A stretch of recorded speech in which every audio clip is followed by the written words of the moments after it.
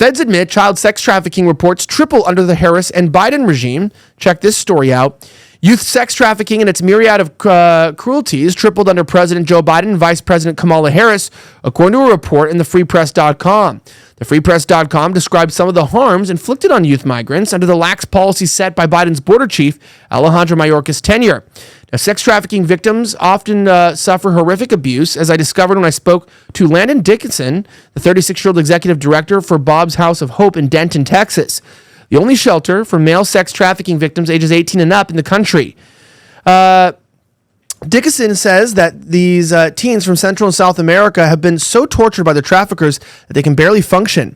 He also described caring for teens who have brain damage from being so heavily drugged, teens who have had their fingernails pulled out and lemon juice poured on the wounds. When I asked to interview one of the migrant residents, Dickeson said they simply weren't in any condition to speak to anyone, much less a reporter. We think the cartels and gangs use torture as a control method for the males, said Dickeson. They're not going to fight back if they chain their victims to a radiator, beat them up frequently, or drug them. The abuse and prostitution may be forced on young migrants who are indebted to smugglers and their affiliated trafficking gangs in the United States. If they cannot pay their debts, their families can lose farms and homes to the banks that hold the loans. The rising number of youth sex trafficking cases were posted by the Department of Health and Human Services when the Free Press demanded that data under the Freedom of Information Act.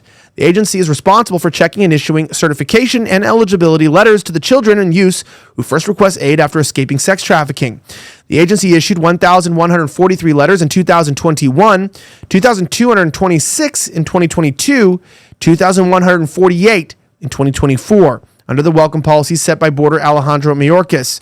Now, the agency has not opposed or posted any data since the first week of September of 2023. The incomplete data adds up to 5,517 letters since October of 2020, an average of 1,837 letters per year.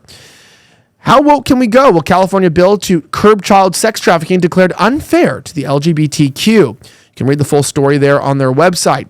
Under President Donald Trump, the number of letters averaged 562 per year, or just one-third of the record reached under the guidance of pro-migration progressives.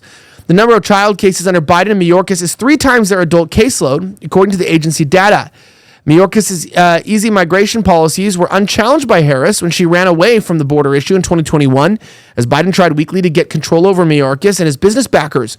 She also endorsed Mayorkas' overall policies in her campaign economic platform. There is likely to be some fraud in the process, like in the U visa for the crime victims, because it allows youth to be treated as refugees and put on fast track to very valuable prize of citizenship.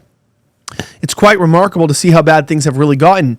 But there's much evidence that many of the 540,000 unaccompanied alien children welcomed by Mayorkas either volunteer for abusive work or they're forced into abusive work. At least 50% of the UACs are older teenagers or young men who pretend to be younger than 19. Federal investigations into sexual trafficking of UACs under President Donald Trump were stymied when then Senator Kamala Harris added language to spending bill that barred information sharing with Immigration and Customs Enforcement Agency. Federal agencies have done little to stop the sex trafficking whistleblowers, told the Free Press. Deborah White, another whistleblower who worked at the same government-funded shelter, testified that migrant children were handed over to improperly vetted sponsors who used fraudulent IDs and different addresses to procure numerous unrelated children. I had multiple cases that I reported on, said White, meaning she reported suspicious sponsors for her supervisor. One in particular where we were sent 329 children to one address, 2-garden apartment in Houston, Texas. The supervisor, White, told the Free Press in an interview, took no steps to investigate further, but instead told White that she wasn't moving migrants out of the facility quickly enough. Amid the youth sexual torture, prostitution, and trafficking, progressives have happily thrown charges of bigotry and racism at the Americans who want their borders law enforced. Trump has been tapping into a long tawdry of history of U.S. nativism by fear-mongering about immigration for now and for some time. He keeps at it because bigotry and racism offer some of the essential glue that binds his coalition together and makes it such a robust and incendiary political force, claimed Timothy O'Brien, the senior executive editor of Bloomberg Opinion, in March of 2024. They even have a video of how you can actually apply. Immigration has always been a building block of U.S. economic might. He added this, saying that part of the migrant-enabled economic might comes from covert employment of child migrants. He went on to say that in February of 2023, the New York Times described scale of workplace abuse, complete with photographs and captions. Now, Christian works at a construction job instead of going to school. He is 14. Carolina packages Cheerios at night in a factory. She is 15. Wander starts looking for day labor jobs before sunrise. He is 13. The newspaper stopped following the child labor issue it touched on Mayorkas and his extraction, migration, economic policy. Similarly, the New York Times had posted intermittent articles about the sexual abuse of migrants, but it does not allow the coverage to taint the progressives' claim to be the good guys in migration policy or the establishment's narrative in the United States is a nation of immigrants. In general, editors at establishment media sites referred to hire pro-migration reporters to cover the migration beat. In turn, those reporters then focus their empathy on migrant preferences and also hide the myriad of harms and economic distortions caused by their favored policies. And it's remarkable. I mean, look, what can I say?